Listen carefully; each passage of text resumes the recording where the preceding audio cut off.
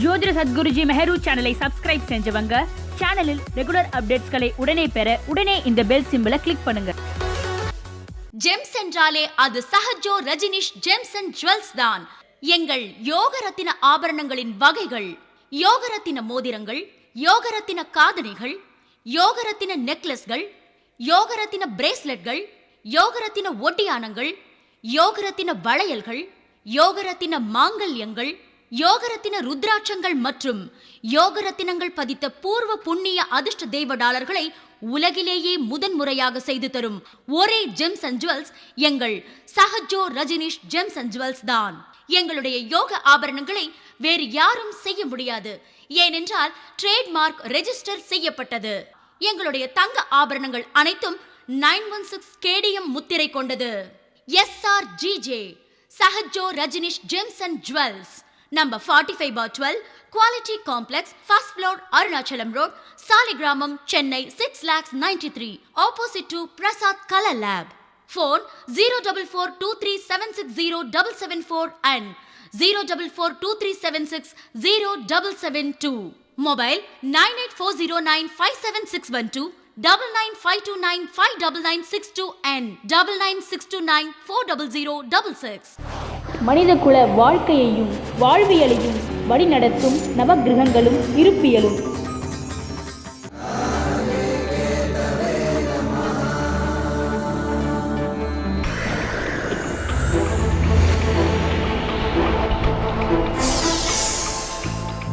பிரபஞ்ச ரகசியம் உன்னையே நீ அறிவாய் உனது ஜாதகத்தின் வாயிலாக.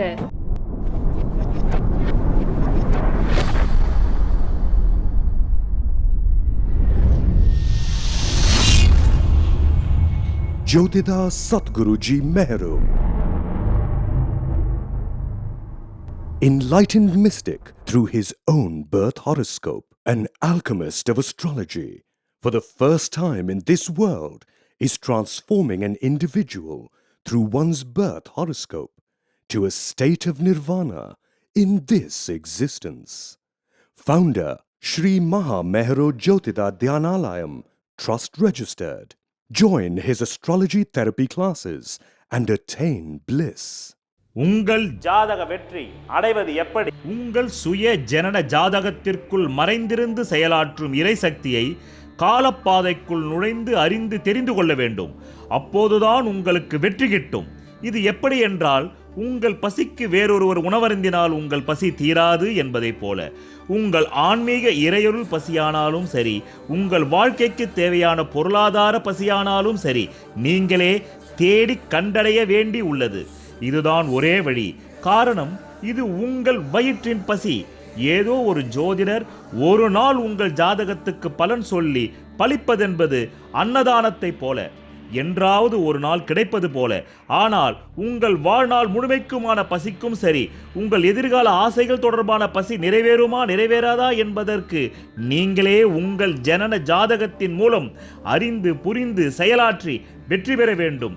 அதற்கு நான் உங்களுக்கு ஒரு விளக்காக துணை புரிவேன், காலப்பாதை வாயிலாக என்றென்றும். உங்கள் வாழ்க்கையில் விடை காண முடியாத கேள்விகளுக்கு விடை சொல்ல வருகிறார் The one and only hat-trick success astrologer in India. ஜோதிட சத்குருஜி மெஹரு தன் சுய ஜாதகத்தின் மூலம் விழிப்புணர்வு பெற்ற ஒரு மறைபொருள் ஞானி. நீ யார் என்பதை அறிந்து கொள்ளவும், உனது கடந்த கால தவறுகளை நிகழ்காலத்தில் திருத்திக் கொண்டு எதிர்காலத்தில் உனது ஜாதக யோகங்களை கை நழுவ விடாமல் வெற்றி பெறுவதற்கு உதவும் ஒரு வாயில் கதவுதான் காலத்தை குறிகாட்டும் காலப்பாதை. காணத் தவறாதீர்கள். பிரதி வெள்ளிக்கிழமையும் காலப்பாதை. ஆரம்பமும் இல்லாமல் முடிவும் இல்லாமல் இயங்கிக் கொண்டே இருக்கும் கடவுள் போல. ஜோதிட சத்குருஜி மெஹரு சேனலில் தற்போதைய 21ஆம் நூற்றாண்டில் நவீன நாகரிக காலத்திற்கேற்ற வகையில் ஜோதிடம் எப்படி செயல்படுகிறது என்ற நடைமுறை சத்தியத்தை உங்களுக்கு புரியும் வகையில் பறைசாற்றிக் கொண்டிருக்கும் ஒரே ஜோதிட சேனல் தான் உங்கள் ஜோதிட சத்குருஜி மெஹரு சேனல் ஆகும்.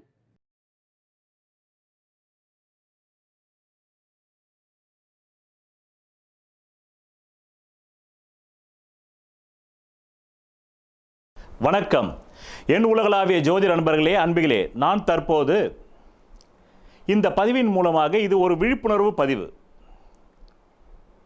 பொதுவாக பாலியல் வன்கொடுமைகளில் பெண்கள் சிக்குவதற்கான காரணங்களை அந்த பெண்களின் ஜனன ஜாதகத்தின் ரீதியாக எந்த கிரகம் இந்நிலைக்கு அவர்களை மதிமயக்க நிலைக்கு நன்றாக இந்த வார்த்தைகளை நினைவில் வைக்க மதிமயக்க நிலைக்கு கொண்டு செல்கிறது என்பதை பற்றித்தான் இந்த பதிவில் பார்க்க போகின்றோம்.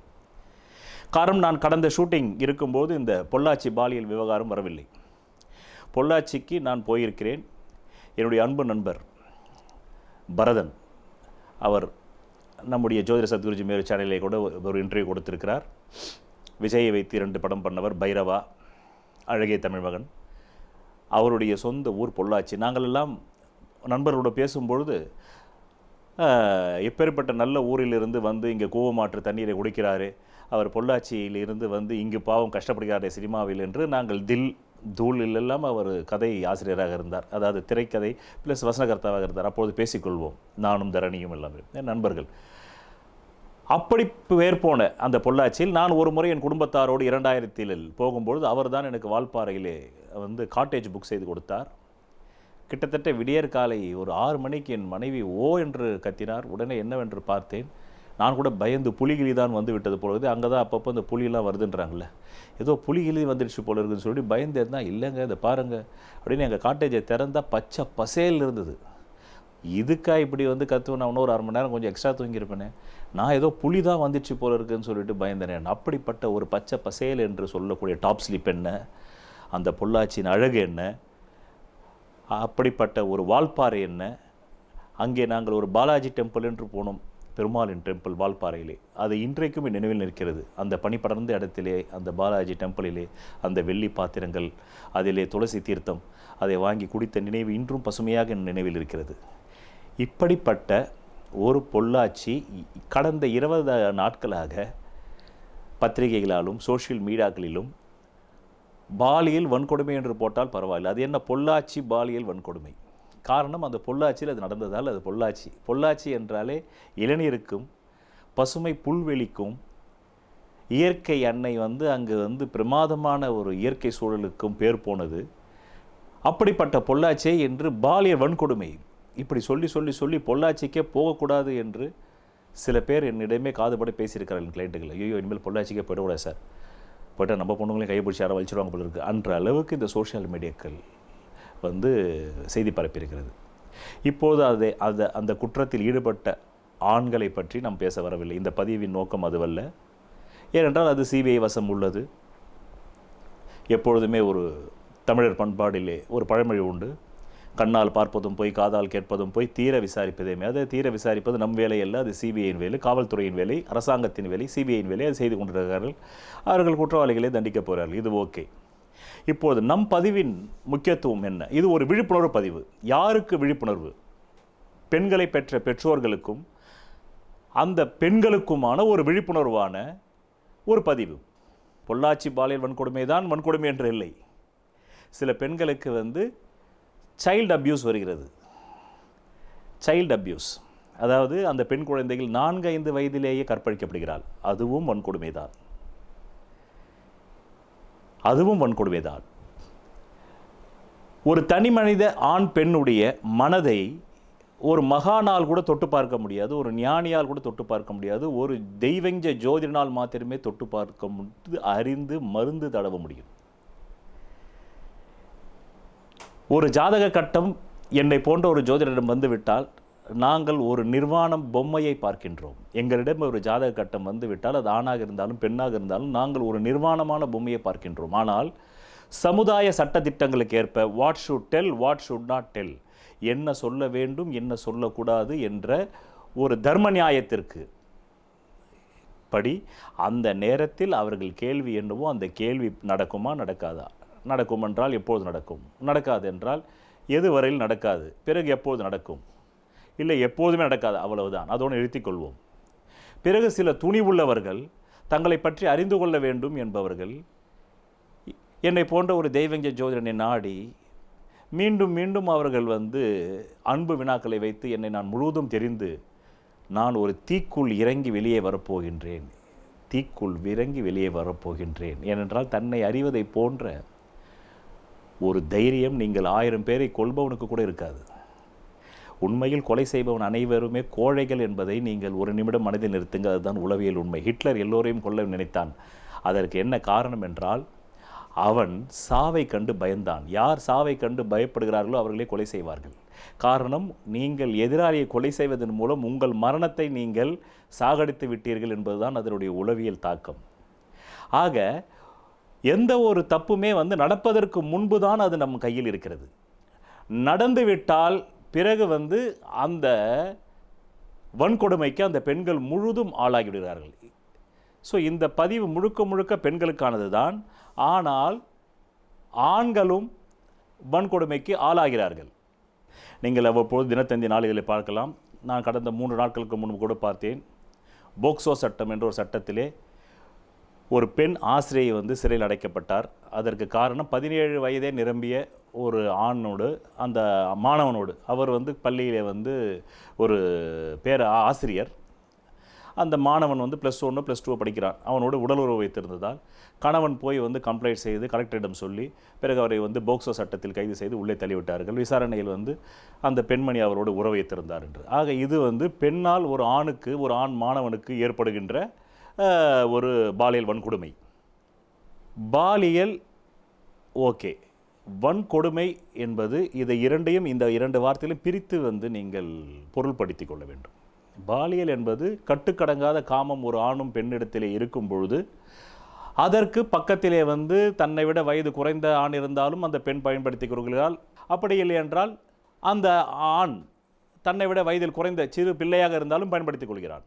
இப்பொழுதுதான் பொள்ளாச்சி பாலியல் வன்கொடுமை வந்த பிறகு பொதுமக்களுக்கு எல்லாமே பாலியல் வன்கொடுமை என்ற பயமும் பீதியும், தங்கள் பிள்ளைகளை எப்படி பாதுகாப்பாக வைத்திருக்க வேண்டும் என்ற விழிப்புணர்வும் வந்தது. ஆனால் ஒரு ஜோதிடன் என்பவன் ஒரு மருத்துவனை போல, ஒரு மருத்துவருக்கு தினமும் ஆக்சிடென்ட் கேஸ் வரும், ரேப் கேஸ் வரும், வேறு கேஸ் வரும். அதனால் அவங்க இதெல்லாம் பார்த்து காவல்துறையில் உள்ளவங்களுக்கும் சரி, நமக்கு தான் அது கேஸு, காவல்துறையில் உள்ளவங்களுக்கு அது வேலை. அந்த வேலையை எப்படி செய்யணுமோ அப்படி தான் செய்யணும். அதுக்காக 1 மணி நேரம் காத்திருக்கணும், 2 மணி நேரம் காத்திருக்கணும், 4 நாள் கூட காத்திருக்கணும், அவங்க விசாரணை பண்ணுவாங்க. அந்த மாதிரி தான் எங்களை மாதிரி தெய்வஞ்ச ஜோதிடர்கள் இதுக்கெல்லாம் இந்த மாதிரி கொடுமைகள் உள்ள ஜாதகங்கள்லாம் நாங்கள் நிறைய பார்த்துருக்கோம். இப்போ இது சோஷியல் மீடியா இருக்கிறனால பண்ணி பூதாகரமாக்கிட்டாங்க. ஒரு 12-15 ஆண்டுகளுக்கு முன்பு ஒரு தமிழ் திரையுலகிலே ஒரு பிரபல நடிகைக்கு நான் சொன்னதெல்லாம் நடந்ததால் அவர் என்னிடம் அப்போது எதுவாக இருந்தாலும் தொலைபேசி மூலம் நல்ல நாட்கள் கேட்பார். எந்த ஒரு வாழ்க்கையின் புது முக்கிய முடிவுகளுக்கு எடுக்க வேண்டும் என்றால் என்னிடத்தில் அவர் கேட்பார். அப்படி ஒரு நாள் வேறொரு நடிகைக்கு ஜோதிடம் பார்க்க வேண்டும், உங்களால் வர முடியுமா என் வீட்டிற்கு என்றால் அப்போது நான் சென்றேன். அப்போது அது வளர்ந்து கொண்டு வரும் ஒரு தமிழ் நடிகை. அவருடைய ஜாதகத்தை பார்த்து நான் உங்களுக்கு சைல்டு அபியூஸ் நடந்திருக்கிறதா என்று கேட்டேன். அவர் உடனே அழுதே விட்டார். உடனே என்னை அறிமுகப்படுத்திய அந்த பிரபல நடிகை ஒரே சந்தோஷம். ஸோ தான் அறிமுகப்படுத்திய ஜோதிடர் எவ்வளோ அழகாக துரிதமாக சொல்கிறார் என்று அந்த சந்தோஷம். உடனே நான் அடாதையம்மா என்ன நடந்தது சொல்லுன்னாக்கா, ஒரு 70 வயது கிழவர் இந்த பெண்ணை 14-13 வயது இருக்கும்போது என்னவென்றே தெரியாத போது அவர் வீட்டுக்கு போகும்போது அவரை பாலியல் வன்கொடுமை செய்திருக்கிறார். அதாவது பலாத்காரம் செய்திருக்கிறார். பிறகு இந்த பெண் வெளியில் சொல்லவில்லை பயந்து கொண்டு. அதை இன்று கூட நினைத்து அந்த நடிகை கத்தியை எடுத்து அவர் கைகளை அறுத்து கொள்கிறார். தன்னையே பிடிக்கவில்லை என்று 3-4 முறை அவர் தற்கொலை முயற்சியில் ஈடுபட்டிருக்கிறார் என்று அவர் என்னிடத்திலே சொன்னார். அவருடைய லக்னம் சிம்மம், 7ஆம் இடத்துக்கு அதிபதியாக 6 குடையவனாக பொதுவாகவே சிம்ம லக்னத்தை சேர்ந்தவர்களுக்கு 7ஆம் இடம் என்பது வயோதிகன். சனி என்பவன் ஒரு வயோதிகன், கிழவன். அதனால் அந்த பெண்ணு 10 வயது இருக்கும்போது கிழவன், 70 வயது கிழவன். என்ன அழகாக இந்த விதிகள் வேலை செய்கிறது பார்த்தீர்களா?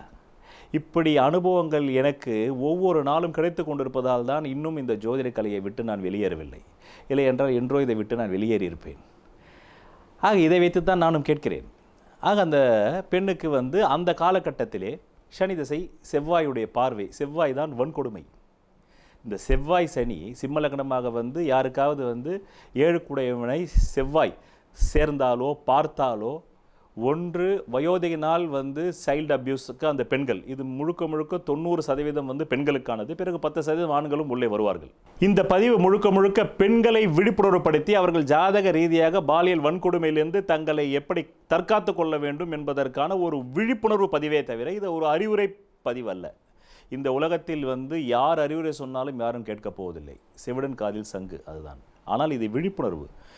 நோய் வருமுன் காப்பது, அதுதான் இந்த பதிவின் நோக்கம். ஆனால் 10% இங்கே ஆண்கள் வருவார்கள். அப்படி நான் பார்த்த அந்த நடிகை, அந்த சைல்டு அபியூஸுக்கு ஆளானவர் இன்றும் அதை நினைத்து தன்னைத்தானே தாழ்த்தி கொண்டு வந்து கத்தி எடுத்து கைகளில் 3 இடங்களில் வெட்டியதை என்னிடம் அந்த கைகளை காண்பித்தார்.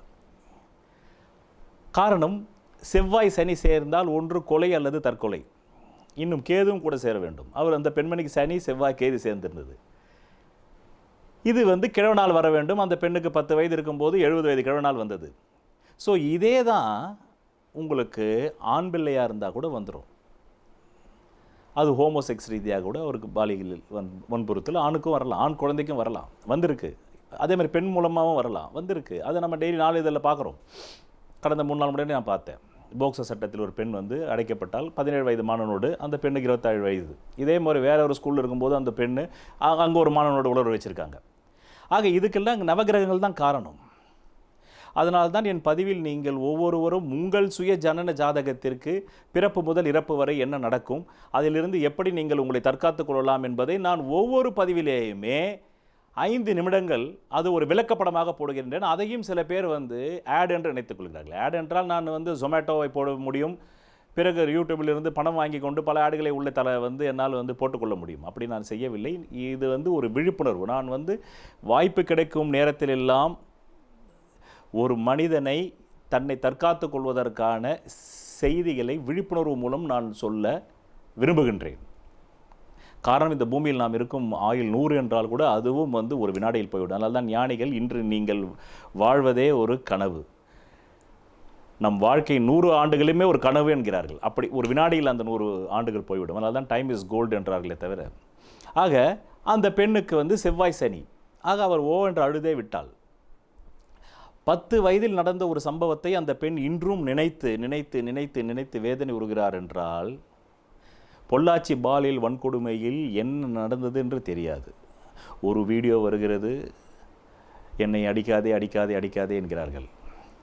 அந்த வீடியோவின் உண்மைத்தன்மை என்ன என்பதை பற்றி இப்போது சிபிஐ ஆராயப் போகிறது.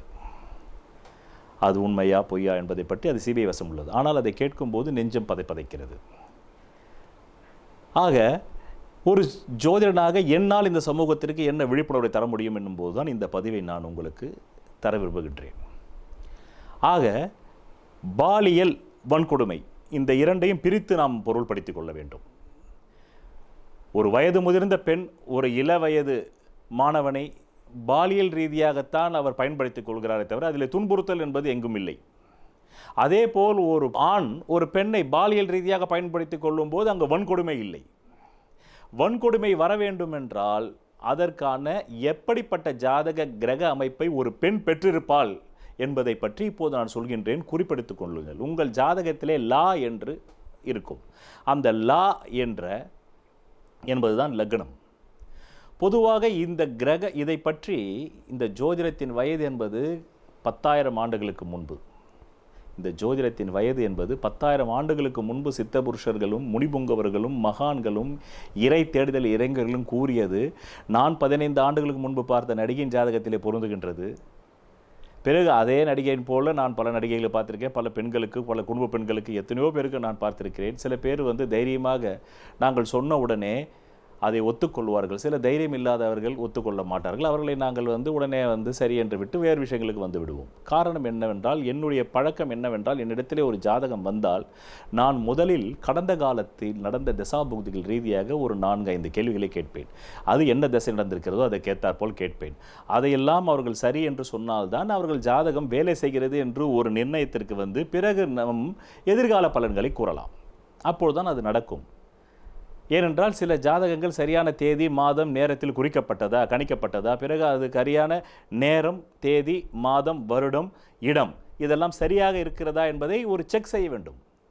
இது ஒரு ப்ரொஃபஷனல் அஸ்ட்ராலஜர்கள் செய்வார்கள், செய்ய வேண்டும். அப்போ இல்லை என்றால் நம் பாட்டுக்கு பலன் சொல்லிக்கிட்டே போயிட்டு இருந்துன்னு வச்சுக்கோங்க, அவங்களுக்கு எதுவுமே சிங்க் ஆகாது. கடந்த காலம் அவங்களுக்கு சிங்க் ஆகுதுனாக்கா அவங்க கரெக்டான date of birth, time of birth, place of birth அந்த ஜாதகத்தை கணித்திருக்கிறார்கள் என்று பொருள். ஆக இந்த சூத்திரங்களை கண்டுபிடித்தவர்கள் எப்படி கண்டுபிடித்திருப்பார்கள்?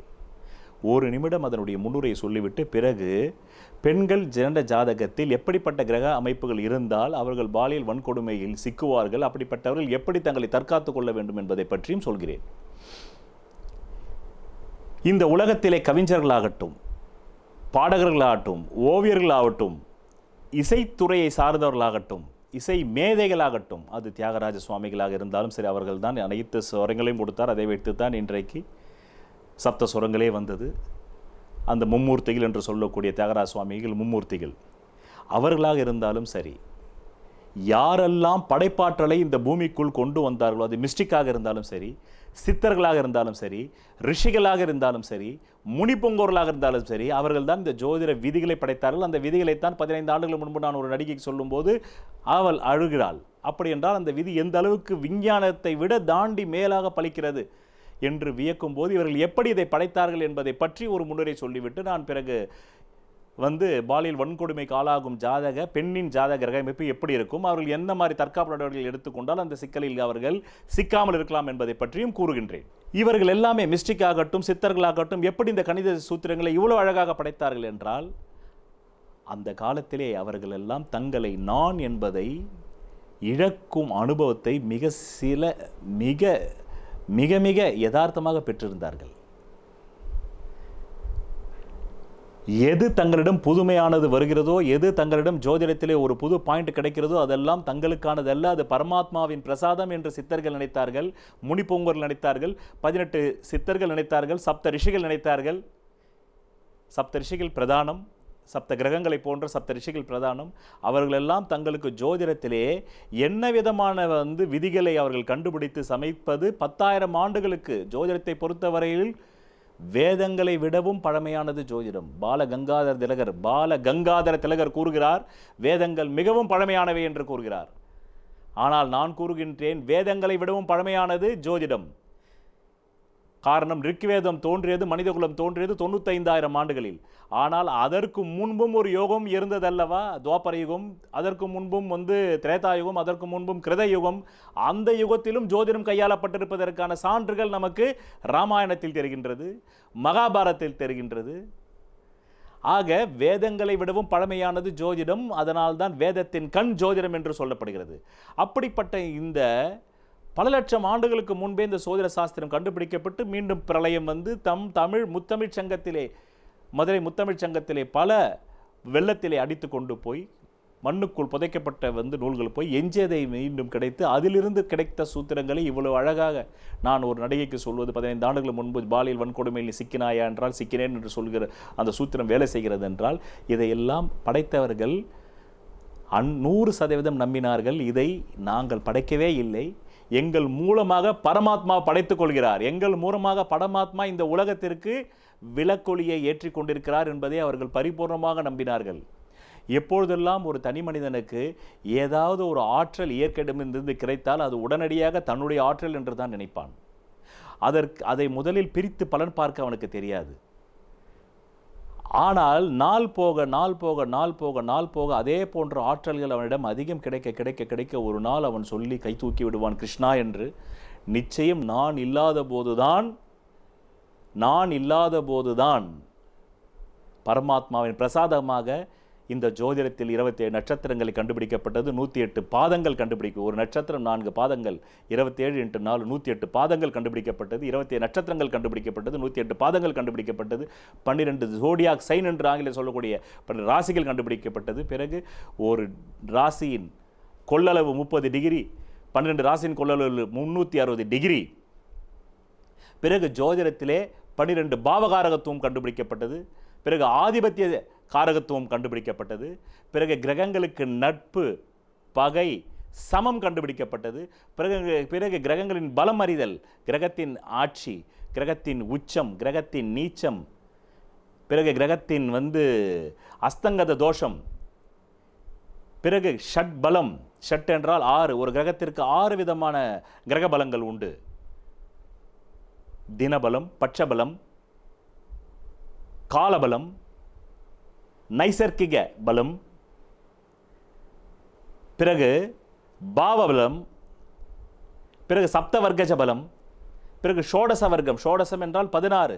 ஒரு கிரகத்தை 16 வகையாக பிரிப்பது. ஒரு பாவத்திற்கு 30 டிகிரிகள் என்றால் 30 டிகிரிகளுக்கும் ஒவ்வொரு டிகிரிகளுக்கும் பலன் பார்ப்பது. அப்படி 360 டிகிரிகளுக்கும் பலன் பார்ப்பது. இப்படியெல்லாம் வந்து இதையெல்லாம் பார்ப்பதற்கு அவர்கள் வந்து பேப்பர் பேனாவை வைத்துக்கொண்டு கடற்கரையில் போயிட்டு உட்காந்துக்கிட்டு என்ன கற்பனை பண்ணி எழுதினது கிடையாது. அது பரமாத்மாவுடைய பிரசாதம். அவர்களுக்குள் அகங்காரம் இல்லாத போது பரமாத்மாவின் பிரசாதம் அவர்களுக்குள் இறங்கியது. பரமாத்மாவின் கருணை அவர்களின் மூலமாக இதை அறிவித்தது. இன்றைக்கு விஞ்ஞானத்தின் வயது 300-400 ஆண்டுகள் தான். முதலில் 50 ஆண்டுகளுக்கு முன்பு விஞ்ஞானம் எல்லாவற்றையும் நாங்களே கண்டுபிடித்தோம், அதனால் எங்களுக்கே இது சொந்தம் என்று சொன்னார்கள். ஆனால் 50 ஆண்டுகளுக்கு முன்னால் விஞ்ஞானம் வந்து பணிவாகிவிட்டது. வெறும் 300-400 ஆண்டுகளுக்குள் விஞ்ஞானிகள் பணிவாகிவிட்டார்கள். அவர்கள் இப்போது கூறுகின்றார்கள், எதையெல்லாம் நாங்கள் கண்டுபிடித்தோமோ அதையெல்லாம் நாங்கள் இல்லாத போது, எங்களுக்குள் நான் என்பது இல்லாத போதே அதை நாங்கள் கண்டுபிடித்தோம். இன்னும் இந்த உலகத்தை காப்பாற்றுவதற்கு எதையெல்லாம் நாங்கள் கண்டுபிடிக்கவில்லையோ அதற்கு எங்களுக்குள் நான் இருக்கிறது. அந்த நான் போகாதது தான் காரணமே தவிர நாங்கள் இன்னும் கண்டுபிடிக்காததற்கு அகங்காரம் தான் காரணம் என்ற அளவிற்கு விஞ்ஞானிகள் வந்துவிட்டார்கள். கொஞ்சம் பொறுங்கள், இன்னும் 100 ஆண்டுகளுக்குள் புத்தர் பேசிய மொழியிலே விஞ்ஞானிகள் பேசுவார்கள், உபனிஷத்துக்கள் பேசிய மொழியிலே விஞ்ஞானிகள் பேசுவார்கள், வேதத்தை உருவாக்கியவர்கள் பேசிய மொழியிலேயே விஞ்ஞானிகள் பேசுவார்கள். ஒரு காலத்தில் இந்தியாவிலே பூசாரிகள் தான் மருத்துவர்கள். அடுத்த 100 ஆண்டுகளுக்குள் மருத்துவர்கள் பூசாரிகளாக மாறியிருப்பார்கள். கொஞ்சம் பொறுமை அவசியம். அது இப்போது நடந்துவிட்டது. நீங்கள் இங்கே இருக்கிற விஜயா ஆஸ்பத்திரிக்கு போய் பாருங்கள், அங்கே ஒரு விநாயகர் கோயில் இருக்கிறது. அப்போலோ ஹாஸ்பிட்டலுக்கு போய் பாருங்கள், நான் போயிருக்கிறேன். எல்லா பெரிய மருத்துவமனைகளிலும் எல்லா விதமான ஜிஹெச் ஆகட்டும், ஸ்டான்லி ஆகட்டும், அரசு பொது மருத்துவமனைகளிலும் கோவில் இல்லாத மருத்துவமனைகளே இல்லை. அங்கே நோயாளி போய் சேர்க்கும்போது அந்த கோயிலில் அர்ச்சனை செய்து கொண்டு தான் போகிறார். சிலகு பக்கத்திலே ஜீசஸையும் வைக்கிறார்கள். காரணம் கிறிஸ்துவர்களும் வருகிறார்கள். பக்கத்திலேயே ஆக மக்கா மதினா படத்தையும் வைக்கிறார்கள். முகமதியர்களும் வருகிறார்கள். ஆக இன்றைக்கு அரசு பொது மருத்துவமனையில் கடவுளின் திருவுருவ படங்கள் வந்து அரங்கேறிவிட்டது. பிறகு பிரைவேட் மருத்துவமனைகளிலும் கடவுளின் திருவுருவ சிலைகளே அடங்கிவிட்டு அங்கு ஒரு ஐயரே பூஜை செய்கிறார். காரணம், விஞ்ஞானிகள் பணிவாகிவிட்டார்கள். காரணம், தாங்கள் எதையெல்லாம் கண்டுபிடித்தார்களோ அது தங்களால் கண்டுபிடிக்கப்பட்டவை அல்ல. இந்த எக்ஸிஸ்டன்ஸ் என்று சொல்லக்கூடிய இருப்பியல் அவர்களிடம் நான் இல்லாத போது அதன் மூலமாக அது வெளிப்படுவதற்கு இவர்கள் நான் இல்லாமல் இருந்தார்கள். ஒன்றை நினைவில் வையுங்கள், அஜந்தா எல்லோரா குகைகளிலே சிற்பங்களை வந்து செதுக்கியவர்கள் தங்கள் பெயரை எழுதி வைத்துவிட்டு செல்லவில்லை. ஆனால் இங்கே சாதாரண வந்து ஒரு ரோட்டில் ஒரு ஃப்ளெக்ஸ் போர்டு செய்தால் கூட இது நான் தான் செய்தேன், பை ஆர்ட்ஸ் பை மகி, இல்லை ஆர்ட்ஸ் பை ஏதோ ஒன்று போட்டுக்கொள்கிறார்கள். ஆனால் இன்று வரையிலும் அஜந்தா எல்லோரா குகைக்குள் இருக்கும் சிற்பங்கள் வந்து உலக பிரசித்தி பெற்றவை. அதை போல் மனித சக்தியால் செய்யவே முடியாது. அப்படிப்பட்ட சிற்பங்களை உருவாக்கியவர்கள் தங்கள் பெயரை தெரிந்தே எழுதி வைக்காமல் போனார்கள். இப்படிப்பட்ட குகை சிற்பங்களை உருவாக்கியவர்களுக்கு தங்கள் பெயரை எழுத தெரியாதா? அவர்களுக்கு அந்த எழுதுகோலை வைத்து அந்த பெயரையும் அவர்கள் முகத்தையும் செதுக்க தெரியாதா? ஏன் தெரிந்தே கைவிட்டார்கள்? இந்த இருப்பியலும் வாழ்வியல் சக்தியும் இந்த அஜந்தா எல்லோரா குகைகளில் இருக்கக்கூடிய அந்த சிற்பங்களை செய்வதற்கு எங்களை தேர்ந்தெடுத்ததே பெரும் பாக்கியம். அவர்கள் 100% நம்பினார்கள், இதை நாங்கள் செதுக்கவில்லை, எங்களின் மூலமாக வாழ்வியல் சக்தி செதுக்கியது, அந்த பரமாத்மா செதுக்கினார், அதனால் அவர் பெயரையே அவர் போட்டுக்கொள்ளட்டும். இல்லை என்றால் இன்று வரையில் கடவுள் யார் என்று தெரியாமல் இருக்கிறதால் அது தெரியாமலேயே இருக்கட்டும். எங்களுக்கு மட்டும் தெரியும் அது பரமாத்மா தான் எங்களுக்குள் இறங்கி அந்த அஜந்தா எல்லோரா குகை சிற்பங்களை செதுக்கினார்கள் என்று. ஆக ஜெர்மானிய சிந்தனையாளர் ஹெரிக்கல், இதை பற்றி நான் முன்பு ஒரு பதிவிலும் பேசினேன், இப்போதும் பேச வேண்டிய இந்த பதிவிற்கு அது மிகவும் அவசியமானது. அவர் மிகப்பெரிய சிந்தனையாளர். ஜெர்மானிய மண்ணே ஒரு மிகப்பெரிய அகங்கார ஆணவ நான் என்னும் தன்முனைப்பான மண். அந்த மண்ணிலிருந்து தான் இன்றைக்கு வேர்ல்டில் இருக்கக்கூடிய அனைத்து எலக்ட்ரானிக்ஸ் பொருட்களும் கிரியேட்டிவாக தயாரிக்கப்படுகிறது. கனரக வாகனங்கள் என்று சொல்லுவோம், ஆட்டோமொபைல் ஃபீல்டில் அவர்கள் தான் நம்பர் 1. அவர்கள் தயாரித்ததை இரவோடு இரவாக காப்பி அடித்து தயாரிப்பவர்கள் தான் ஜப்பானியர்கள். ஆக ஆன்மாவை நோக்கி உழைப்பவர்களுக்காக கற்றுத்தரப்படக்கூடிய ஒரு வில் வித்தையில் போய் சேர்வதற்காக ஹெரிக்கல் சென்றார், அங்கு பயின்றார்.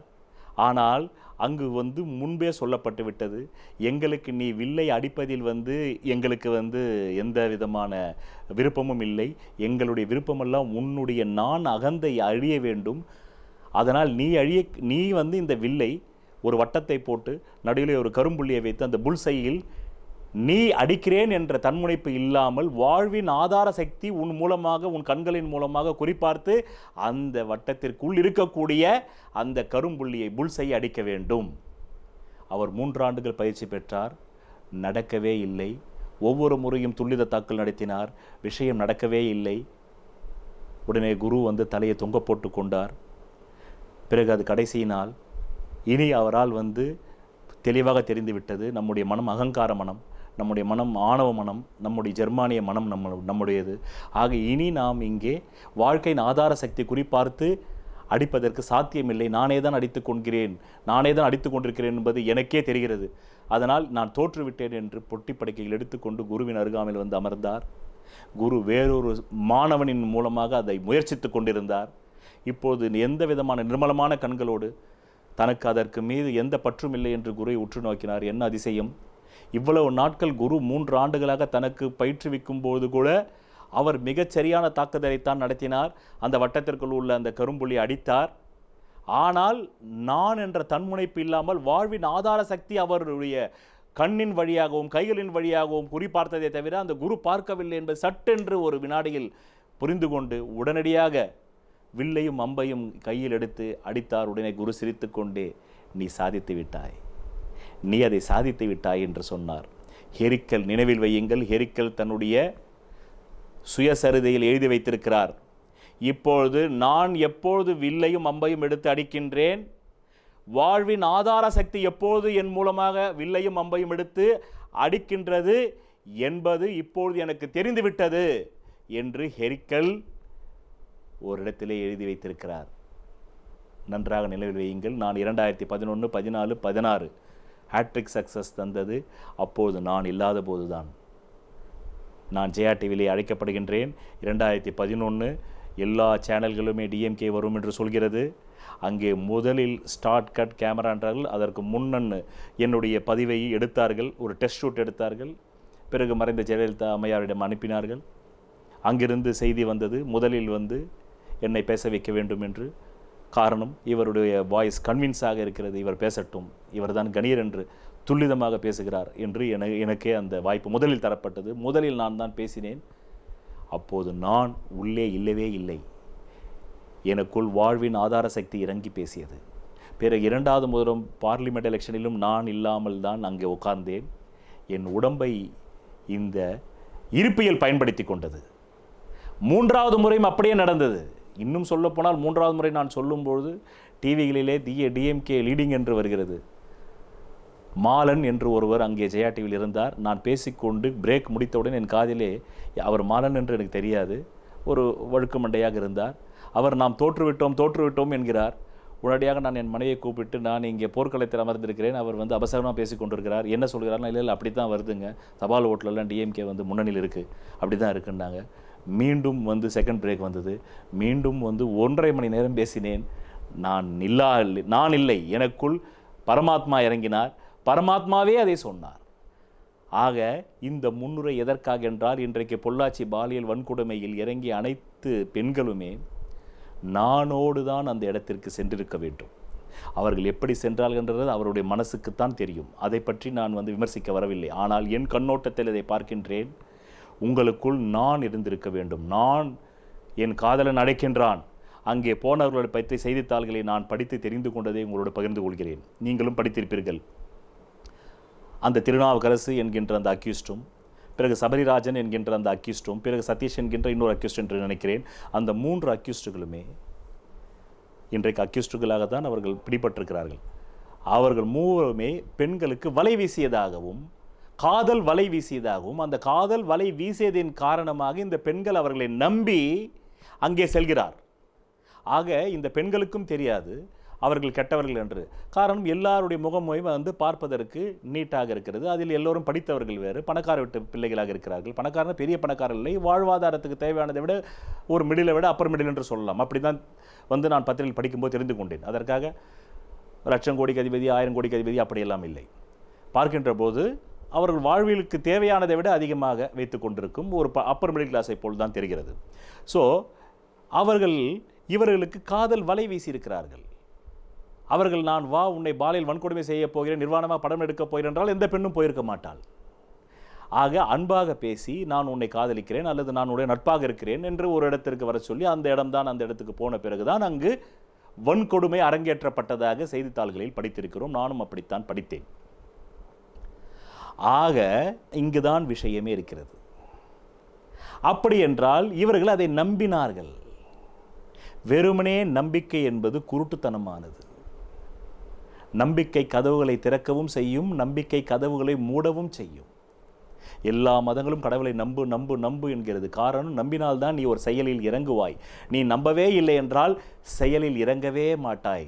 மந்தத்தன்மையில் அப்படியே உட்கார்ந்திருப்பாய். அதனால்தான் நீ செத்துப்போவனை கூட நீ நன்றாக உயிர்ப்பித்து விடுவாய். நம்பு நம்பு என்று மதங்கள் அசலாமல் கூறுகிறது. அதற்கு காரணம், அவன் அப்படி நம்பினால்தான் எந்திரிச்சு நடப்பான்.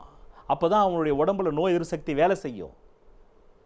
அதே நம்பிக்கை தான் உங்களை தோல்விக்கும் அடித்து செல்லலாம். சிலர் வியாபாரத்தில் வியாபாரம் செய்து கொண்டே இருக்கிறார்கள். ஜோதிடம் பார்க்கிறார்கள், பிறகு ஜோதிடர் சொல்கிறார் உனக்கு 7.5 சனி, கொஞ்சம் நிப்பாட்டிக்கொள்ளனா நம்பிக்கை.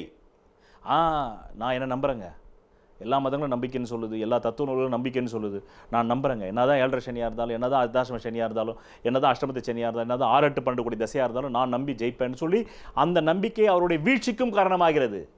ஆக அதுதான் சொல்கின்றேன், வெறுமனே நம்பிக்கை குருட்டுத்தனமானது. தன்னை பற்றி தன் சுய ஜாதகத்தின் மூலம் பரிசீலனை செய்து கொண்டு எந்த திசா, எந்த புக்தி, எந்த அந்தரம், எந்த சூக்ஷ்மத்திலே எனக்கு 5, 9 கூடிய சாரநாதர்களுடைய திசை அல்லது 5, 9 கூடிய திசையில் வெற்றி பெறுவேன் என்று தெரிந்து கொண்டு அந்த அந்த சுய ஜாதகத்தின் பலம் பலவீனத்தை ஸ்புடம் போட்டு, இல்லை உங்களுக்கு ஜோதிடர் வேண்டாம், உங்களுடைய பலம் பலவீனம், அன்றைக்கு மார்க்கெட்டின் பலம் பலவீனம், நீங்கள் செய்யும் பொருளின் பலம் பலவீனம், இதை எடை போட்டால் கூட போதும். சில பேருக்கு எனக்கு ஜோதிட நம்பிக்கை இல்லைன்னு அவங்க போட வேண்டாம். அட்லீஸ்ட் மார்க்கெட் நிலவரத்தை கூட நம்பிக்கையே இல்லாமல் போடுவாங்க. எங்கிட்ட நிறைய தயாரிப்பாளர்கள் தெரியும். அவங்க எங்கிட்ட ஃபோனில் பேசுனதெல்லாம் நான் உங்களோட சொன்னால் நீங்கள் அவங்கெல்லாம் இவ்வளோ பேர் தயாரிப்பாளர் இருக்காங்களே ஆச்சரியப்படுவீங்க. அவ்வளோ நம்பிக்கை இல்லாமல் பேசுவாங்க. பேசிட்டு மீண்டும் போய் 1.5 கோடி ரூபாய் ஹீரோ கொடுப்பாங்க. மீண்டும் படம் நடக்காது, போய் கவுன்சிலில் கம்ப்ளைண்ட் கொடுப்பாங்க, வாங்குவாங்க. ஆனால் அவர்களுக்கு எல்லாம் நில், கவனி, செல், நின்று நிதானமாக செயல்பட தெரியாது. வெறுமனே நம்பிக்கை. ஒன்று நான் வெற்றி பெறுவேன் என்ற அகங்கார நம்பிக்கை, அல்லது நான் தோல்வி பெறுவேன் என்பது தாழ்வு நம்பிக்கை. ஆக வெறுமனே நம்பிக்கை குருட்டுத்தனமானது. அந்த நம்பிக்கைக்கு கண் வேண்டும் அல்லவா? அந்த கண் தான் விழிப்புணர்வு. ஆக விழிப்புணர்வான ஒரு நம்பிக்கையாளன் எங்குமே தோற்க மாட்டான், எழுதி வைத்துக் கொள்ளுங்கள். அதனால தான் என்லைட்டன் என்று சொல்கிறார்கள் ஒரு மனிதன் விழிப்படையும் போது. அதனால்தான் விழிப்புணர்வு பெற்ற மறைபொருள் ஞானி என்பது. எல்லா ஞானிகளுக்கும் விழிப்புணர்வு. இந்த ஜோதிடத்தை படைத்த 18 சித்தர்களும் விழிப்புணர்வு பெற்றவர்கள். அதனால்தான் பரமாத்மா அவர்களுக்குள் இறங்கினால், விழிப்புணர்வோடு நீங்கள் நம்பிக்கையாக இருந்தால் சைத்தான் உங்களுக்குள் இறங்காது. எந்த பொள்ளாச்சி பாலியல் வன்கொடுமைகளும் பெண்கள் நீங்கள் சிக்க மாட்டீர்கள். இதுதான் விஷயம். ஒருவனுக்கு மது அருந்தும் பழக்கம் இருக்கலாம், ஒருவனுக்கு காமுகனாக இருக்கலாம். ஆனால் அவன் விழிப்புணர்வாக ஒரு பெண்ணிடம் அணுகும் பொழுது அந்த விழிப்புணர்வு அவன் உடம்பில் இருக்க செக்ஸ் ஹார்மோன்ஸை கூட பேலன்ஸ் செய்துவிடும். நீங்கள் விழிப்புணர்வோடு ஒரு மதுவை, ஒரு கோட்டரை அருந்தினால் மீண்டும் மதுவே அருந்த மாட்டீர்கள். நீங்கள் விழிப்புணர்வு இல்லாமல் கோட்டரை அருந்துகிறீர்கள். அதனால்தான் மீண்டும் மீண்டும் தினமும் உங்களுக்கு ஒரு கோட்டரை தேவைப்படுகிறது. காரணம், நீங்கள் மது அருந்தும் போது உங்களுடைய சிந்தனை வேறெங்கோ இருக்கும். அந்த மதுவின் நச்சுத்தன்மையும் அதனுடைய அந்த அந்த மதுவினுடைய சுவையையும் அது உங்கள் நாக்கில் பட்டு அது என்ன எரிச்சலை உங்கள் வயிற்றில் ஏற்படுகிறது, பிறகு உங்கள் நாசில் என்ன துர்கந்த வாடை வருகிறது, இதையெல்லாம் விழிப்புணர்வோடு நீங்கள் ஒரு கோட்டரை நீங்கள் அடித்து விட்டால் மறுநாளிலிருந்து அதை கண்டால் வாந்தி வரும் உங்களுக்கு. அதே போல்தான் புகைப்பிடித்தல். நீங்கள் எல்லாமே விழிப்புணர்வு அற்ற நிலையில் செய்கிறீர்கள், கான்ஷியஸ் இல்லாத நிலையில் செய்கிறீர்கள். தவறுகளே கான்ஷியஸ் அற்ற நிலையில் தான் நடக்கிறது. உளவியல் நிபுணர்கள் கூறுகிறார்கள், all the criminals are idiots, that's why they are criminals. எல்லாருமே முட்டாள்கள். காரணம், விழிப்புணர்வு அற்ற நிலையில்தான் நீங்கள் தவறு செய்கிறீர்கள். அதனால்தான் கிரைம் ரேஷியோவிலே உளவியல் நிபுணர்கள் ஒன்று கூறுகிறார்கள், எல்லா குற்றவாளிகளும் ஏதாவது ஒரு தடயத்தை விட்டிருப்பார்கள். காரணம், நீங்கள் குற்றம் புரியும் போது விழிப்புணர்வு அற்ற நிலையில் செய்வதால் நீங்கள் தடயத்தை நிச்சயமாக விடுவீர்கள். இதே நீங்கள் விழிப்புணர்வாக இருந்தால் குற்றத்தின் விளிம்பு வரையிலும் போய் உங்களுக்கு அந்த இடத்தில் விழிப்புணர்வு வந்தால் கூட குற்ற செயலில் நீங்கள் ஈடுபட மாட்டீர்கள். ஆக வாகனத்தை நாம் கொண்டு போய் ஒருவர் மீது மோதினாலும் நாம் தான் குற்றவாளி கூண்டிலே நிற்க வேண்டும். இன்னொரு வாகனத்தை நம்ம மீது மோதினாலும் நமக்குத்தான் சேதாரம். அதே போல்தான் ஒரு பெண் ஆகப்பட்டவள் ஒரு திருநாவுக்கரசை போன்றதோ, ஒரு சபரிராஜனை போன்றதோ, ஒரு சதீஷ் போன்றதோ யார் காதல் வலை வீசினாலும் அந்த காதல் வலையில் உண்மைத்தன்மை இருக்கிறதா, உண்மையிலேயே இவன் காதலிக்கிறானா, அவன் உடலை கூட காதலிக்கட்டும். மனம் என்பது யாரும் கண்ணால் பார்க்க முடியாது. ஆனால் கவிஞர்கள் வேண்டுமென்றால் கற்பனையாக மனம் என்றலாம். மனத்தை கண்ணால் பார்க்க முடியாது. ஒரு பெண்ணின் அங்க லட்சணங்களையும் முக லட்சணத்தையும் அவருடைய அழகையும் பார்த்து தான் ஒரு ஆண் வரவேற்பான். அதுதான் யதார்த்தம். அதே போல் தான் ஒரு பெண்ணும் ஒரு ஆண் மீது காதல் கொள்வாள். அதுதான் இன்ஃபேச்சுவேஷன் என்று சொல்கிறோம், பால் கவர்ச்சி. ஆனால் அந்த பால் கவர்ச்சி மட்டுமே தான் அவனுக்கு பிரதானமா என்பதை ஒரு பெண் கண்டறிய வேண்டும்.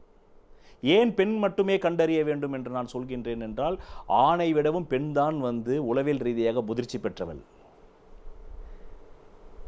இதற்கு பைபிளே சாட்சி. முதலில் அந்த பாம்பு போய் பேசியது ஆதாமிடம்தான். ஆனால் ஆண்கள் எப்போதுமே ஒரு ஆணின் கண்ணுக்கு லுச்சசா என்று பெயர், சமஸ்கிருதத்திலே லுச்சசா என்று பெயர். அதை லுச்சா என்பார்கள்.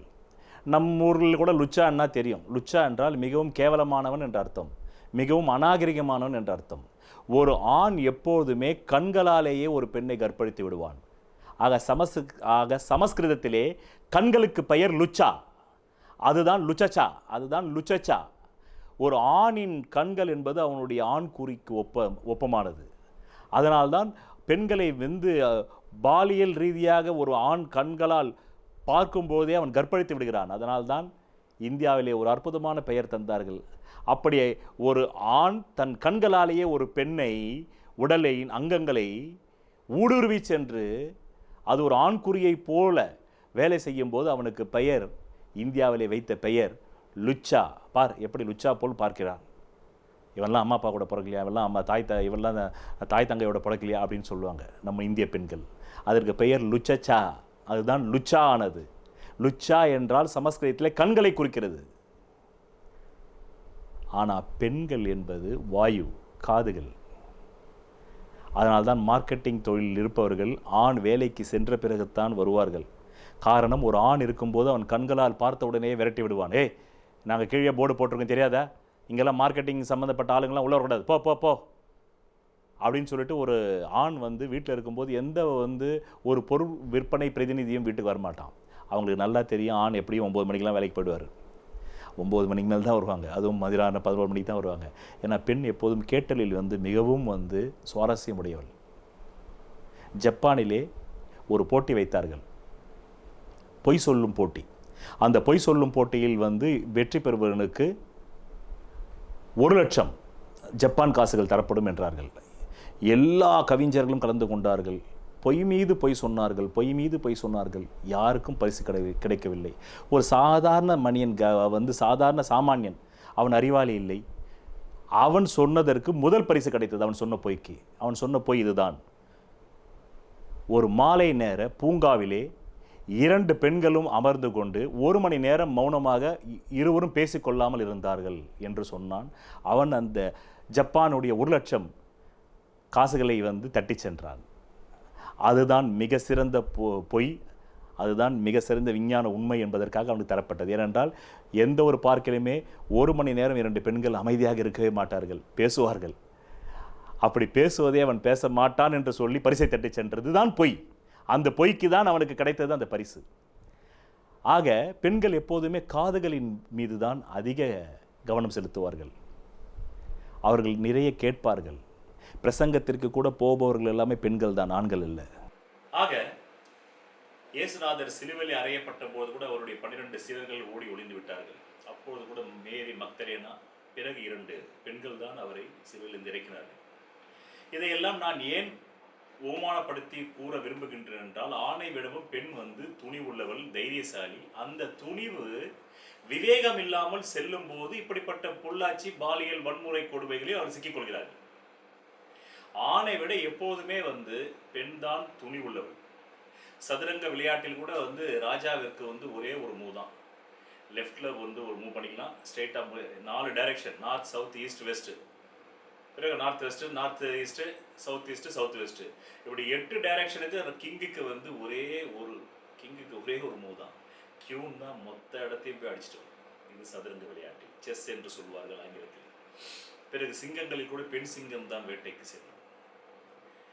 ஆணை விட பன்மடங்கு, ஒரு மடங்கு அல்ல, ஆணை விட பன்மடங்கு பெண் தான் துணிவுள்ளவள் என்பதற்குத்தான் இந்த இயேசுவை சிலுவையில் அறையப்பட்ட போது கூட அவரை கீழே இறக்கியது 3 பெண்கள்.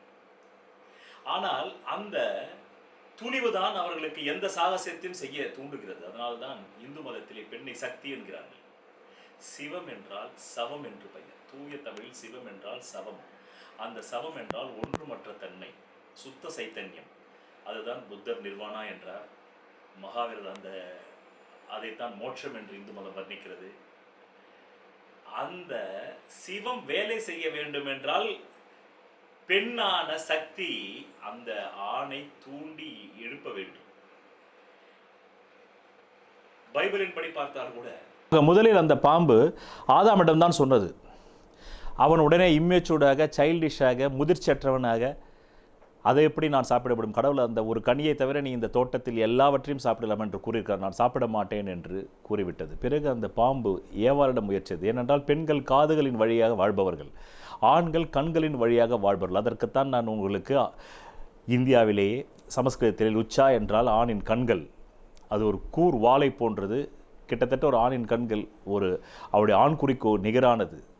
ஒரு ஆண் தன்னுடைய கண்களாலேயே ஒரு பெண்ணை கற்பழித்து விட முடியும். அப்படி பார்ப்பான். அப்படி பார்ப்பவர்களைத்தான் லுச்சா என்பார்கள் இந்தியாவிலே. ஆக இந்த பாம்பு காதுகளின் வழியாக வாழும் பெண்ணிடம் சென்றது, ஏவாரிடம். பிறகு அதனிடம் சொன்னது, நீங்கள் ஏன் இந்த ஏதேன்ஸ் தோட்டத்திலே நிர்வாணமாக தெரிய வேண்டும், நீங்களும் கடவுளுக்கு நிகராக வேண்டாமா என்றவுடன் பிறகு அது செவிசாய்த்தது. பெண் செவிசாய்த்தாள். பிறகு அவள்தான் முதலில் அறிவுக்கனியை சாப்பிட்டாள். பிறகு அவள்தான் தன்னுடைய சுய பரிசோதனையில் ஈடுபட்டாள். அவள்தான் தன்னுடைய இண்டிவிஜுவலிட்டியை முதலில் காண்பித்தாள். தன்னுடைய தனித்தன்மையை, ஒரு முடிவெடுக்கும் திறன் உள்ள துணிவை அவள்தான் கடவுளுக்கே டிசோபே செய்தாள். கடவுளையே டிசோபே செய்தாள். ஆனால் ஆண் கடவுளை டிசோபே செய்யவில்லை. ஆனால் ஏவாள் தான் டிசோபே செய்தாள். பிறகு அவனுக்கும் சொன்னாள், நீ சாப்பிடு பார், இப்போ நான் சாப்பிட்டவுடன் எனக்கு வெட்கம் வந்து விட்டது, நான் நிர்வாணமாக இருக்கிறேன் என்பதை உணர்ந்து கொண்டேன், இப்பொழுது நீயும் சாப்பிடுன்ற பிறகு அவன் சாப்பிட்டான். ஆக இந்த ஓமானங்கள் ஏன் நான் தருகிறேன் என்றால், காதலில் கூட இதே தான் நிகழ்கிறது. பிறகு அது இந்த பொள்ளாச்சியில் கூட பெண்களை அழைத்து கொண்டு சென்றவர்கள் காதல் வலை வீசி தான் அழைத்து சென்று கொண்டதாக பத்திரிகையில் வந்த செய்தியில் நான் படித்தேன். பிறகு அங்கு போன பிறகு அது காதல் இல்லை, வெறும் காமம் என்று தெரிந்திருக்கிறது அந்த பெண்களுக்கு. இனி அந்த பெண்கள் அப்படிப்பட்ட நிலையில் சிக்கிக்கொள்ளக்கூடாது என்பதற்குத்தான் நான் உங்களுக்கு புராண ரீதியாகவும் விஞ்ஞான ரீதியாகவும் விளக்கங்களை கொடுத்து கொண்டிருக்கிறேன். இதற்கு முன்பும் நான் கொடுத்தேன், இப்பொழுதும் ஒரு விளக்கங்கள் கொடுத்துவிட்டு, பிறகு மேஷம் முதல் மீனம் வரையில் எந்த மாதிரியான கிரக அமைப்புகள் இருந்தால் அந்த பெண்கள் பாலியல் வன்கொடுமைகளுக்கு ஆளாவார்கள், அவர்கள் எப்படி தற்காப்பு நடவடிக்கைகளை ஏற்றுக்கொண்டு என்ன விதமான பரிகாரங்களை மேற்கொள்ள வேண்டும் என்று நான் கூறுகின்றேன். ஆக எதற்கு காதலில் கூட ஒரு பெண் ஒரு ஆணை அனுமதித்தால் மாத்திரமே ஒரு ஆண் ஒரு பெண்ணிடம் நெருங்க முடியும். அதனால தான் தமிழகத்திலே ஒரு பழமொழி உண்டு, ஊசி இடம் கொடுத்தால்தான் நூல் நுழையும் என்பார்கள். அந்த ஊசி என்பது பெண். அதற்கு காரணம், நான் அந்த பெண்களை துணிவை பற்றித்தான் பேசிக் கொண்டிருக்கிறேன். நீங்கள் அதை வேறு மாதிரியான அர்த்தப்படுத்திக் கொள்ளாதீர்கள். அவருடைய கேரக்டர் அசாசினேஷனையோ அவர்களுடைய கர்ப்ப நெறின்மையை பற்றியோ இங்கு பேசவில்லை. இங்கு துணிவு. ஆக அந்த துணிவு ஆணை விட பெண்ணுக்குத்தான் அதிகம். ஆண் எப்பொழுதுமே ஒரு பெண்ணின் பாத தடங்களை பின்தொடர்பவன். நோபல் பரிசு பெற்ற ராகுல் சாங்கிருத்யாயன் என்ற ஒரு எழுத்தாளர் வாழ்க்கா முதல் கங்கை வரை என்று எழுதியிருக்கிறார். முதலில் நம்முடைய சமூகமே தாய் வழி சமூகம், அங்கிருந்து ஆரம்பிக்கிறது. அப்போது தாய் தான் அந்த காட்டிலே வாழும்போது விலங்குகளை வேட்டையாடுபவள் தாய். அந்த தாய் தான் எல்லாருக்கும் உணவு பளிப்பார். பிறகு அந்த கணவன் என்று சொல்லப்பட்டவன் அந்த தாயின் பேச்சை கேட்டு நடப்பான். அப்போது அங்கே பெண் தான் சுதந்திரமான முடிவெடுத்தார்கள். அப்போது அங்கே பெண்கள் எந்த ஆணை விரும்பினாலும் அவர்களோடு அவர்கள் உடல் உறவு வைத்துக் கொள்வார்கள். அது கணவனாக இருக்கலாம், வேறொரு ஆடவனை அவர்கள் விரும்பினால் கூட அவர்கள் வைத்துக் கொள்ளலாம். காரணம், அது பெண் ராஜ்யம். அந்த தாய் வழி சமூகத்தின் கடைசி பெண் தான் பஞ்சபத்தினி பாஞ்சாலி. அதனால் தான் அவர் 5 புருஷனோடு அவள் வாழ்ந்தாள். இதுதான் ராகுல் சாங்கிருத்யாயின் கோடிட்டு காட்டுவார் வாழ்க்கா முதல் கங்கை வரை என்ற புத்தகத்திலே. ஆக எப்பொழுதுமே ஒரு ஆணாகப்பட்டவன் பெண்ணுக்கு பின்னால் தான் நடக்கிறான். அது உளவியல் ரீதியாக. உண்மையில் இந்த உலகம் பெண்ணைக்கு விடுதலையாக அவளுக்கு பரிபூர்ண சுதந்திரத்தை அளித்து கல்வி, பொருளாதாரம், இராணுவம், அரசியல் எந்த அடக்குமுறையும் இல்லை என்றால் ஒரு பெண்தான் ஆணை தேர்ந்தெடுக்கும் திறன் படைத்தவள், ஆண் அல்ல. அதேபோல் காதல் கூட அந்த பெண் சமிஞ்சை காட்டினால் மட்டும்தான் ஒரு ஆண் அந்த பெண்ணிடம் நெருங்க முடியும். அவள் சமிஞ்சை காட்டவில்லை என்றால் எந்த ஒரு பேரழகனான ஆணும் அந்த பெண்ணை தொடக்கூட முடியாது, அவள் நிழலை கூட தொட முடியாது. காரணம், எல்லா சமுதாய நாகரிகங்களும் பெண்ணால் தான் ஏற்படுத்தப்பட்டது. உண்மையில் பெண்கள் இல்லை என்றால் நாகரிகம் என்ற ஒரு வார்த்தையே இல்லை, கலாச்சாரம் என்ற ஒரு வார்த்தையே இல்லை. ஆண்கள் மட்டும் இந்த உலகத்தில் இருந்திருந்தால் கூடாரங்கள் தான் இருந்திருக்குமே தவிர வீடுகள் இருந்திருக்காது, மாளிகைகள் இருந்திருக்காது, பென்ட் ஹவுஸ் இருந்திருக்காது, வில்லா இருந்திருக்காது, பங்களா இருந்திருக்காது. ஆக கூடாரங்கள் வேண்டுமென்றால் இராணுவ கூடாரங்கள் இருந்திருக்கும். அதனால்தான் இந்து மதத்திலே பெண்ணை கிரக லக்ஷ்மி என்றார்கள், ஆணை கிரக லக்ஷ்மன் என்று சொல்லவில்லை.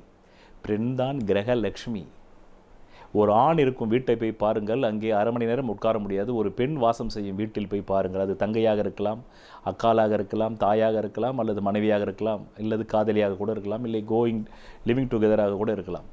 அந்த வீடு தான் அந்தந்த பொருள் வைக்கப்பட்ட இடத்தில் அழகாக காட்சியளிக்கும், ரம்யமாக இருக்கும். ஆனால் ஆண்கள் வீடு வசிக்கும் வீட்டில் போய் பாருங்கள், அந்த வீட்டில் ஏதோ ஒரு லயம் இல்லாமலே இருக்கும். அதனால்தான் பெண்ணை கிரகலட்சுமி என்றார்கள். இப்போது அதையும் ஒரு சுவாமியாக்கி கிரகலட்சுமி என்று கையிலே கலசத்தையும் வைத்து வழிபடும் செய்கிறார்கள். ஆக இந்த துணிவு ஆணை விட பெண்ணுக்குத்தான் அதிகம் என்பதற்காகத்தான் நான் இவ்வளவு உமானங்களை தந்து கொண்டிருக்கிறேன். ஆனால் அந்த துணிவு விவேகமற்ற துணிவாக இருந்தால் அந்த பெண் பாலியல் வன்கொடுமையில் சிக்கிக்கொள்கிறாள். இதுதான் நான் கூற விரும்புவது. அந்த விவேகம் அவளுக்கு வர வேண்டும் என்றால் அவள் ஜாதகத்திலே விவேகஸ்தானாதிபதி நன்றாக இருக்க வேண்டும், இல்லை என்றால் அவர் மாட்டிக்கொள்வார். இன்னொரு கடைசி ஓமானத்தை சொல்லிவிட்டு நான் பிறகு மேஷம் முதல் மீனம் வரையில் பாலியல் வன்கொடுமையில் சிக்கும் ஜாதகங்கள் எப்படி இருக்கும், அதற்கு தற்காப்பு நடவடிக்கை என்ன என்பதை பற்றி கூறுகின்றேன். இன்று வரையிலும் எல்லா நாகரிகங்களிலும் எல்லா கலாச்சாரத்திலும் இந்த உலகம் 7 கண்டங்களால் ஆகப்பட்டது. இந்த 7 கண்ட கலாச்சாரத்திலும் திருமணத்திற்கு பிறகு பெண் தான் புகுந்த வீட்டிற்கு செல்கிறாளே தவிர ஆண் மாமனார் வீட்டிற்கு செல்வதில்லை.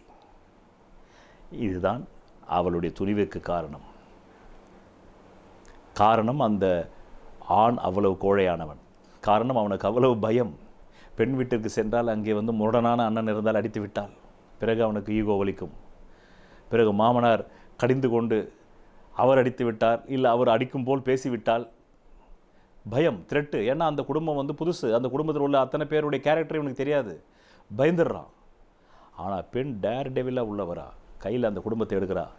அவளுக்கு மாமனார் புதுசு, மாமியார் புதுசு, மைத்துரன் புதுசு, மச்சினன் புதுசு, பிறகு அந்த குடும்பத்தில் உள்ள நூற்றுக்கணக்கான ஆண்கள் புதுசு. அந்த அத்தனை பேரும் ரொம்ப சர்வசாதாரணமாக ஹேண்டில் பண்ணுறா. அதனால் பெண் எப்போதும் துணிவானவள், தைரியமானவள், பராக்கிரமம் மிக்கவள். அதனால்தான் பெண்ணை பத்ரகாளி என்கின்றோம், காளி என்கின்றோம். வாழ்வு எங்கு ஆரம்பிக்கிறதோ அங்குதான் முடியும். அதனால்தான் அதே காளி மண்டையோடுகளை போட்டு கொண்டிருக்கிறாள். மற்ற எல்லா மதங்களுமே முதிர்ச்சி அற்றவை, இந்து மதம்தான் முதிர்ச்சியானது. கிறிஸ்துவ மதம் உலகின் தோற்றத்தை தான் சொன்னது, ஆனால் உலகின் அழிவை சொல்லவில்லை. ஆனால் இந்து மதம் தான் உலகின் தோற்றத்தையும் அழிவையும் சொன்னது. அதனால்தான் பெண்ணை இந்து மதத்தினர் எப்படி சொன்னார் என்றால், ஆவதும் பெண்ணாலே அழிவதும் பெண்ணாலே என்பார்கள். அதற்கு என்ன காரணம் என்றால், எது எதுவால் படைக்கப்பட்டதோ அது அதுவால் தான் அழிக்கப்பட முடியும். அதனால்தான் காளியின் குறியீடு மண்டையோடுகள் தெரித்தது. ஏனென்றால் ஒரு ஆணாகப்பட்டவன் பெண்ணிலிருந்தே வந்தான், பிறகு அந்த பெண்ணுக்குத்தான் அவனை அழிக்கும் சக்தி உண்டு. அதனால்தான் அவள் சக்தியானாள். அதனால்தான் சிவனையே கீழே போட்டுவிட்டு அதற்கு மேல் அவள் ஆக்ரோஷமாக ஏறி நின்று ஆக்ரோஷமாக இருக்கும் அந்த உருவத்தினுடைய ரசவாத விஞ்ஞானம் இதுதான். இப்பொழுது இவர் உமானங்களை கூறிவிட்டாகிவிட்டது. இப்படி பெண் தான் முடிவெடுப்பவள். அந்த ஒரு பெண்ணை ஒரு 10 பேர் அப்ரோச் பண்ணலாம், 5 பேர் அப்ரோச் பண்ணலாம், 4 பேர் அப்ரோச் பண்ணலாம், ஒருத்தர் அப்ரோச் பண்ணலாம், இல்லை அப்ரோச்சே பண்ணாமல் கூட இருக்கலாம். அது விஷயம் அல்ல. ஆக ஒரு பெண் அனுமதி தந்தால் மாத்திரமே ஒரு காதலனும் அந்த பெண்ணிடம் நெருங்க முடியும், ஒரு நண்பனும் ஆண் நண்பனும் நெருங்க முடியும், யாரும் நெருங்க முடியும். இது அந்த பெண் வயதுக்கு வந்ததுக்கு பிறகு நான் சொல்கிறேன். பிறகு சைல்டு அப்யூஸை இதை சேர்த்துக்கொள்ளக்கூடாது. அந்த பெண்ணிற்கு வயது அவள் மெச்சூரிட்டி ஆனதுக்கு அப்புறமா இந்த விஷயங்கள். ஆக உளவியல் ரீதியாக ஒரு பெண் மெச்சூரிட்டி ஆவது 3 வயதில், ஒரு ஆண் மெச்சூரிட்டி ஆவது 4 வயது என்பது இன்றைய நவீன உளவியல் விஞ்ஞானம் கண்டுபிடித்திருக்கிறது. ஒரு மனிதன் அவன் ஜாதகத்தை அறிந்து கொண்டால் தான் அவன் வாழ்க்கையில் வெற்றி நிச்சயம். சொல்வதெல்லாம் பலிக்கும் அபூர்வ வாக்கு சக்தி பெற்றவர் மெஹ்ரு அவர்கள். உங்கள் வாழ்க்கையில் பணம், புகழ், பதவி, திருமணம், குழந்தை பேறு, உயர்கல்வி, வெளிநாட்டு யோகம், கலைத்துறையில் வெற்றி, அரசியலில் வெற்றி போன்ற இன்னும் எண்ணற்ற உங்கள் வாழ்வின் கேள்விகளுக்கு ஒரு மனிதன் அவன் ஜாதகத்தை எப்படி அறிந்து கொள்வது? Contact Jodhida Sadguruji Mehru. Address Quality Complex, first floor, new number 45, wall number 12, Arunachalam Road, Saligramam, Chennai 93. Phone 0442376072. Contact 9952959962, 98409 57612. Website www.srimeheru.org.